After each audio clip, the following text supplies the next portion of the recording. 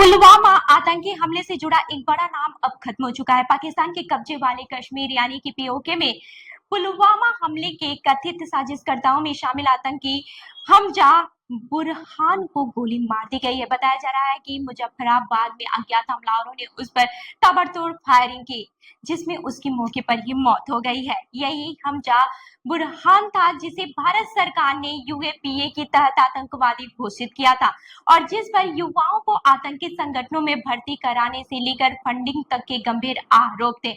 अब उसकी मौत ने एक बार फिर पुलवामा हमले की दर्दनाक यादें ताजा कर दी है। तो चलिए जानते हैं इस खबर को विस्तार से। नमस्कार, मैं हूं रूबी सिंह और आप देख रहे हैं एनकेआरजे भारत न्यूज।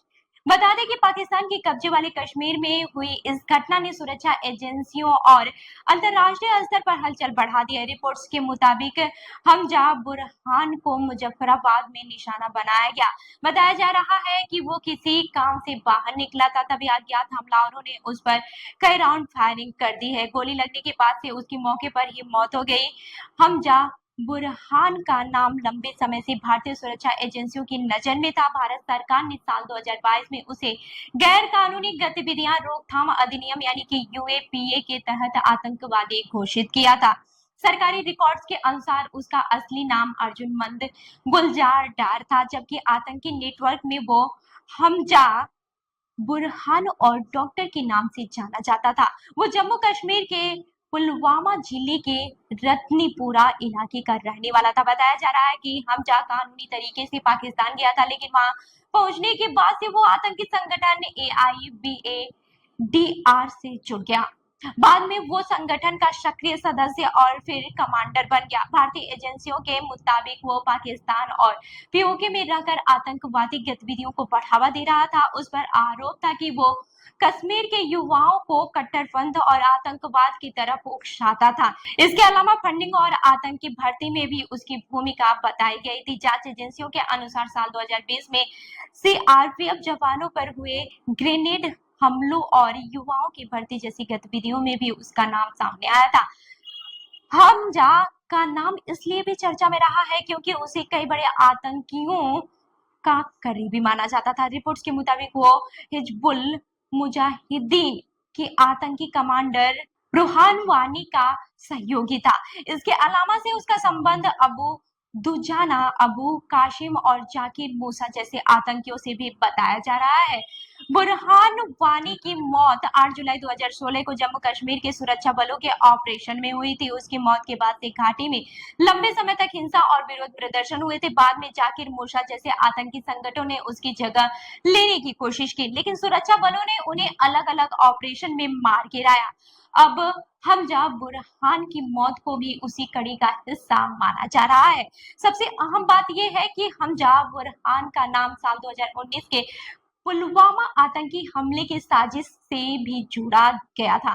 बता दें कि 14 फरवरी 2019 को जम्मू कश्मीर के पुलवामा जिले में हुए आत्मघाती हमले ने पूरे देश को झकझोर दिया था। उस दिन से आरपीएफ जवानों का काफिला श्रीनगर जम्मू हाईवे से गुजर रहा था, तभी लिथपुरा इलाके में विस्फोटकों से भरी एक एसयूवी बसों से टकरा गए। धमाका इतना भयानक था कि 2 बसों के परखच्चे उड़ गए और 40 जवान शहीद हो गए। पूरे देश में शोक और गुस्से की लहर दौड़ गई थी। जांच में सामने आया है कि इस हमले के पीछे आतंकी संगठन जैश-ए-मोहम्मद का हाथ था। बाद में एनआईए की चार्जशीट में मसूद अजहर को हमले का मास्टरमाइंड बताया गया। हालांकि जांच एजेंसियों ने कई अन्य लोगों और मॉड्यूल्स की भी भूमिका की भी जांच की थी, जिसमें हमजा बुरहान का नाम भी सामने आया था। सुरक्षा एजेंसियों का कहना था कि वो पाकिस्तान में बैठकर आतंकियों की मदद और नेटवर्किंग में सक्रिय था। अब उसकी मौत को लेकर कई तरह की चर्चाएं हो रही हैं। हालांकि फिलहाल ये साफ नहीं हो पाया है कि उसे किसने निशाना बनाया।